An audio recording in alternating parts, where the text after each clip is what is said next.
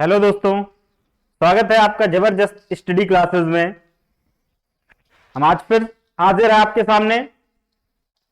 Maths पढ़ रहे थे आप लोग हमसे, और हम आज नंबर सिस्टम की 6वीं क्लास पढ़ने वाले हैं। जहां तक हमने पीछे पढ़ रखा था उसी के आगे फिर से बात करते हैं। पीछे की क्लास में जो 5वीं क्लास कल हमने कंप्लीट की थी उसी के आगे अपनी क्लास को स्टार्ट करते हैं। और आप नंबर सिस्टम के कोई भी क्वेश्चन जो पीछे पढ़ चुके हैं, आप लोगों को कोई दिक्कत नहीं हो रही होगी। बड़े आसानी से आप उन क्वेश्चन को सॉल्व कर रहे होंगे, किसी भी तरह की प्रॉब्लम नहीं हो रही है। अगर आपको किसी भी तरह की प्रॉब्लम आ रही क्वेश्चन सॉल्व करने में, तो आप कमेंट बॉक्स में डाल सकते हैं।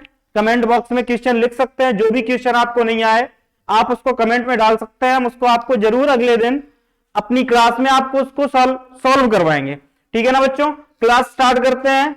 कल हमने जहां पे समाप्त किया था उसी के आगे से अपनी क्लास स्टार्ट करते हैं।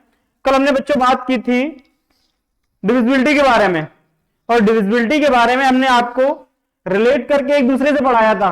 हमने ये पढ़ाया था बच्चों कि 2 4 8 16 इनकी डिविजिबिलिटी का रूल जो था वो एक दूसरे से रिलेट करके बताया था। याद करने में दिक्कत नहीं होगी आप लोगों को। अब और हमने बताया था 3 और 9 के लिए जो 3 और 9 का रूल होता है। ठीक है ना बच्चों? 3 और 9 का रूल बताया था। फिर हम आज बात करते हैं बच्चों, जैसे हमने 2 की डिविजिबिलिटी पढ़ रखी थी, 3 की पढ़ रखी थी, 4 की पढ़ रखी थी। अब आज बात करते हैं हम 5 की डिविजिबिलिटी क्या होती है। ठीक है ना बच्चों? तो हम 5 की डिविजिबिलिटी की बात करें, मतलब 5 से कौन सी संख्याएं कट सकती हैं। 5 की विभाज्यता।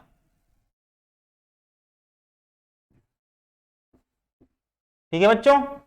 5 की विभाज्यता क्या होती है? ऐसी कोई भी संख्या जिसमें लास्ट वाला अंक या इकाई का अंक 0 या 5 है, यानी कि किसी भी संख्या के इकाई के अंक में 0 अथवा 5 है, तो वो संख्या 5 से हमेशा डिवाइड होगी। क्या बोला बच्चों? इकाई का अंक या अंतिम अंक, संख्या कितनी भी बड़ी लिखी हो, लास्ट वाले अंक में 0 हो या क्या हो बच्चों 5 हो, इन दोनों अंक में कोई भी अगर इधर है, संख्या चाहे जितनी बड़ी लिखी रहे, हमेशा वो संख्या किससे डिवाइड हो जाएगी? वो संख्या हमेशा बच्चों 5 से डिवाइड हो जाएगी। क्या बोला बच्चों? किसी भी संख्या के इकाई के अंक में 0 या 5 है तो वह संख्या हमेशा 5 से विभाजित होती है। कोई भी संख्या लिख सकते हैं आप।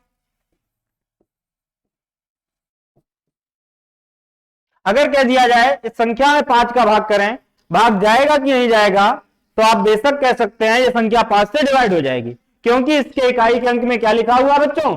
0 लिखा हुआ है। किसी भी संख्या की इकाई के अंक में 0 या 5 है तो वो संख्या हमेशा 5 से विभाजित होती है। ठीक है ना बच्चों?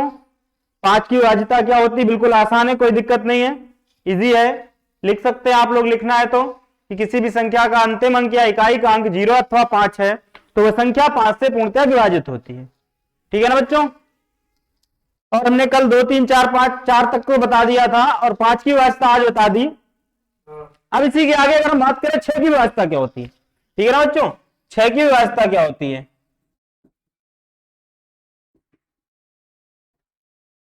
6 की विभाज्यता देखो, आप अगर 6 को देखें तो 6 के 2 गुणनखंड कर दें। किस तरह से? 6 को आप लिख सकते हैं 2 गुणा 3, यानी कि हमें यहां से बात पता चली कि किसी भी संख्या में 2 का भी भाग चला जाए और 3 का भी भाग चला जाए तो संख्या में 6 का भी भाग चला जाएगा। मतलब कोई भी संख्या अगर 2 से भी विभाजित होती है, 3 से भी विभाजित होती है, तो वह संख्या 6 से भी विभाजित हो जाएगी। क्या बोला बच्चों हमने? कि अगर किसी संख्या में 2 की डिविजिबिलिटी यूज करें और 2 की डिविजिबिलिटी उसमें लागू हो जाए, 3 की डिविजिबिलिटी यूज करें, 3 की डिविजिबिलिटी भी लागू हो जाए, तो वो संख्या 6 से भी डिवाइड हो जाएगी। 6 की विभाज्यता के लिए आपको क्या आना चाहिए? 2 और 3 की विभाज्यता आनी चाहिए। 2 की कलम बताई थे कि किसी भी संख्या का अंतिम अंक या इकाई का अंक 0 2 4 6 या 8 है तो वो संख्या 2 से कटेगी। 3 की विभाज्यता बताई थी, किसी भी संख्या के अंकों का योग करने पर वह संख्या अगर 3 से विभाजित हो जाती है तो संख्या 3 से कटेगी। तो अगर हमें कोई संख्या ये पता करनी कि वो 6 से कटेगी कि नहीं कटेगी, तो हम पहले क्या करेंगे? 2 की विभाज्यता उसमें चेक कर लेंगे, 3 की विभाज्यता चेक कर लेंगे, और फिर अगर दोनों की विभाज्यता उसमें अप्लाई करने पर वो संख्या अगर 2 से भी कट गई, 3 से भी कट गई, तो संख्या 6 से भी कटेगी। ठीक है ना बच्चों? तो 6 की व्यवस्था क्या पढ़ी हमने, ऐसी संख्या जो 2 से भी कटे और 3 से भी कटे तो वह संख्या 6 से भी कट जाएगी या 6 से भी विभाजित हो जाएगी। ऐसा नहीं कि 2 से विभाजित हो गई लेकिन 3 से नहीं हुई है तो वो 6 से नहीं हो सकती है, या 3 से विभाजित हो गई 2 से नहीं हुई है तो वो 6 से नहीं हो सकती है। ठीक है ना बच्चों, तो उसके लिए आपको 6 की व्यवस्था के लिए 2 से विभाजित होनी चाहिए संख्या, 3 से भी होनी चाहिए। कोई भी लिख सकते हो एक एग्जाम्पल। अगर हम एग्जाम्पल लेते हैं,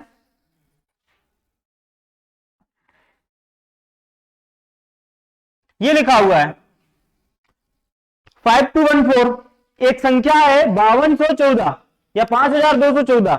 अब इसमें हमसे पूछ दिया गया 6 की व्यवस्था लगाने पर यह संख्या 6 से कटेगी कि नहीं कटेगी, कैसे पता करेंगे कि संख्या 6 से कट जाएगी। इस संख्या को 6 से डिवाइड होने के लिए क्या जरूरी है, तो हम क्या करेंगे, हम संख्या को 6 से भाग नहीं करेंगे, हम 2 की व्यवस्था चेक कर लेंगे, 2 की व्यवस्था लग जाएगी क्योंकि अंतिम अंक में क्या है 4 दिया हुआ है। ठीक है ना बच्चों, फिर अगर हम इसमें 3 की व्यवस्था लगाएं तो इनके सारे अंकों का योग कर लो, 5 2 7 1 8 8 4 12, यानी 3 की व्यवस्था भी लग जाएगी क्योंकि अंकों का योग 12 मिल रहा है, अंकों का योग 12 3 से कटता है तो ये संख्या 3 से भी कट जाएगी, यानी कि ये संख्या 3 से भी कट गई और ये संख्या 2 से भी कट गई तो ये संख्या किससे कट जाएगी, 6 से भी कट जाएगी। ठीक है ना बच्चों, 6 की व्यवस्था क्या होती है, इतनी बात क्लियर है। अब इसके आगे बात करते हैं, आप एक एक पहले रूल पूरे लिख लीजिए, फिर हम इसके एग्जाम्पल भी कराएंगे, आपको क्वेश्चन कैसे पूछे जाते हैं, आपसे कैसे क्वेश्चन पूछ सकता है, तो उसके लिए आपको बाद में इसके लास्ट में प्रैक्टिस करा देंगे इसकी, तो पूरा क्लियर हो जाएगा। पहले सारे रूल पढ़ लो। अब इसके आगे बात करते हैं बच्चों, 7 की व्यवस्था क्या होती है। देखो 7 की विभाज्यता लिख लो अगर लिखना है, लेकिन 7 की विभाज्यता जो होती है उससे बेटर है कि आप भाग देके भी पता कर सकते हो, उससे जल्दी पता कर लोगे। ठीक है, 7 की व्यवस्था ये होती है, कोई भी संख्या लिखी हुई है, कोई भी संख्या लिखी हुई है उसका लास्ट वाला अंक उठाओ, जो भी है लास्ट में उसका लास्ट वाला अंक उठाओ और उसका दुगना करो, और फिर जो संख्या शेष बची हुई है उसमें घटा दो, फिर जो संख्या प्राप्त होगी उसमें अगर 7 का भाग चला जाएगा तो संख्या 7 से कटती है। जैसे कोई हम एक एग्जाम्पल लेते हैं,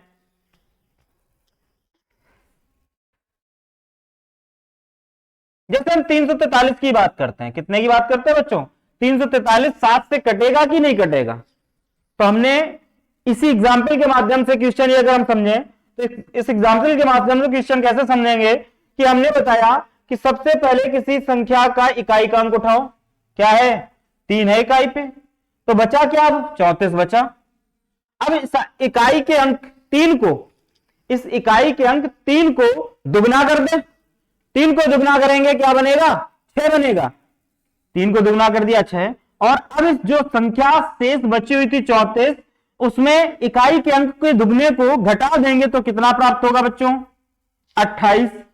अब जो 28 मिला है, अगर ये नंबर 3 से कट रहा है, सॉरी ये नंबर अगर 7 से कट रहा है तो ये फिर जो संख्या लिख रखी थी 343 ये भी 7 से कट जाएगी।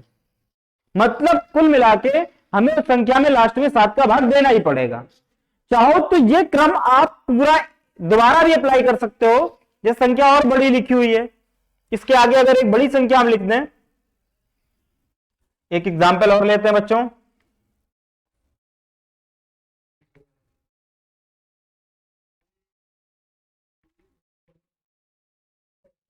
चौबीस सौ एक।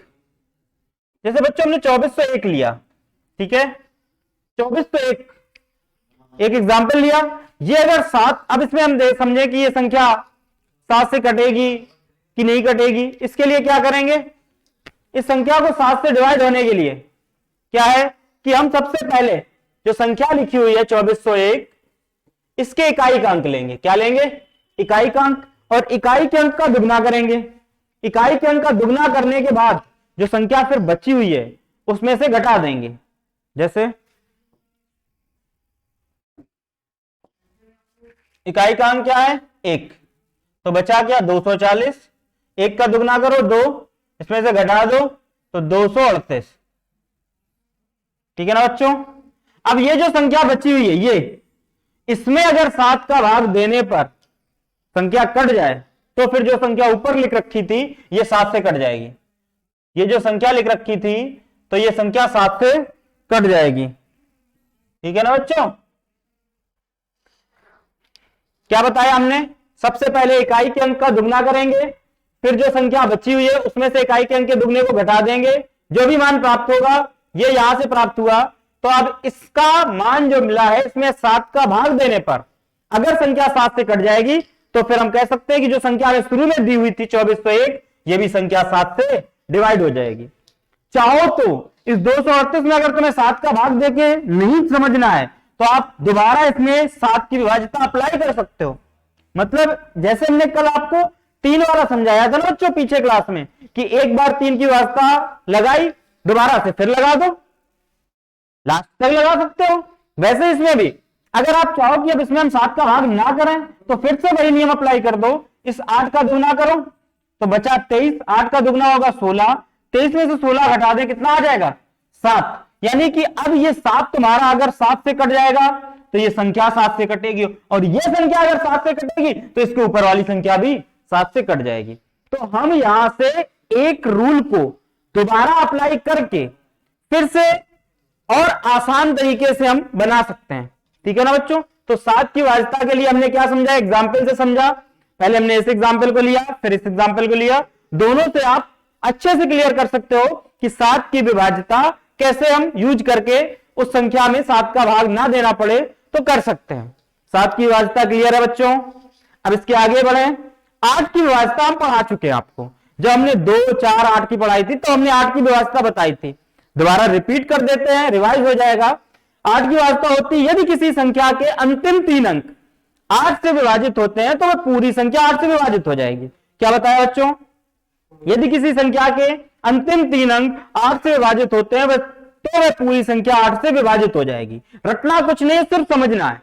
किसी संख्या के अंतिम 3 अंक 8 से विभाजित हो तो 8 से विभाजित होगी, किसी संख्या के अंतिम 2 अंक 4 से विभाजित हो तो संख्या 4 से विभाजित होगी, किसी संख्या का अंतिम 1 अंक 2 से विभाजित हो तो संख्या 2 से विभाजित होगी। कल हमने ये सब रिलेट करके आपको बताए थे, 3 और 9 का एक दूसरे से रिलेट करके बताया था, 2, 4, 8, 16 का एक दूसरे से रिलेट करके बताया था। ठीक है बच्चों? बाकी के आज हमने समझ लिए, 8 तक क्लियर हो गया ना सबको? 9 की भी हम पढ़ा चुके हैं विभाज्यता। 9 की विभाज्यता क्या होती है ना बच्चों? कल हमने बताई थी कि यदि किसी संख्या के अंकों का योग करें, यदि किसी संख्या के अंकों का योग करें और अंकों का योग 9 से कट जाए तो वह संख्या 9 से डिवाइड हो जाएगी। 9 की विभाज्यता कल बता चुके हैं, रिवाइज करा दिया। अंकों का योग करने पर अगर संख्या 9 से कटती है तो पूरी संख्या 9 से कट जाएगी। अंकों का योग करने पर अगर संख्या 3 से कटती है तो संख्या 3 से कट जाएगी। ठीक है ना बच्चों? अब इसके बाद बात करते हैं हम 10 की विभाज्यता। बड़ी आसान है 10 की विभाज्यता। किसी भी संख्या का अंतिम अंक अगर 0 है तो वो 10 से कट जाएगी, कुछ भी नहीं उसमें याद करने की जरूरत है। 10 की विभाज्यता का मतलब क्या होता है? 10 की विभाज्यता होती है संख्या का अंतिम अंक 0 है तो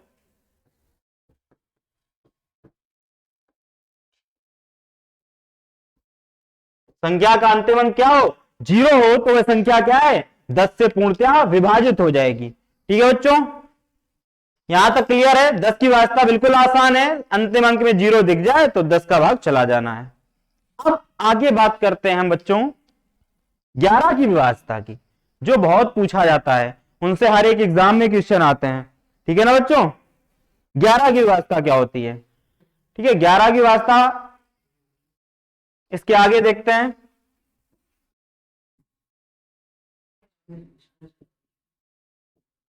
ग्यारह की विभाज्यता, इसको थोड़ा अच्छे से समझ लेना। चाहो तो इसको हम एग्जाम्पल से समझा दें आप लोगों को तो ज्यादा अच्छे से क्लियर हो जाएगा। एग्जाम्पल से समझोगे तो ज्यादा अच्छे से क्लियर हो जाएगा बच्चों। तो एग्जाम्पल से ही समझते हैं, फिर उसी को आप चाहो तो रूल में एक नियम में लिख सकते हैं। कैसे? पहले तो हम एक एग्जाम्पल लेते हैं।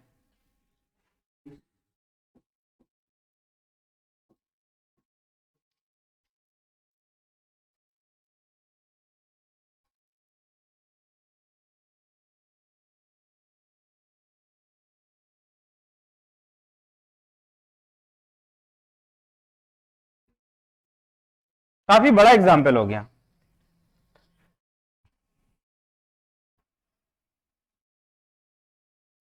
ठीक है बच्चों, ये एग्जाम्पल है। अगर अब हम इसमें 11 का भाग लगा के देखें कि ये संख्या 11 से कटेगी कि नहीं, तो हम भाग नहीं करना है, हम इसका नियम क्या है उससे करेंगे। नियम ये है कि अगर हम 11 की विभाज्यता लगाएंगे तो 11 की विभाज्यता क्या होती है बच्चों? हमें नहीं पता है। हम इसके एग्जाम्पल से इसमें समझेंगे।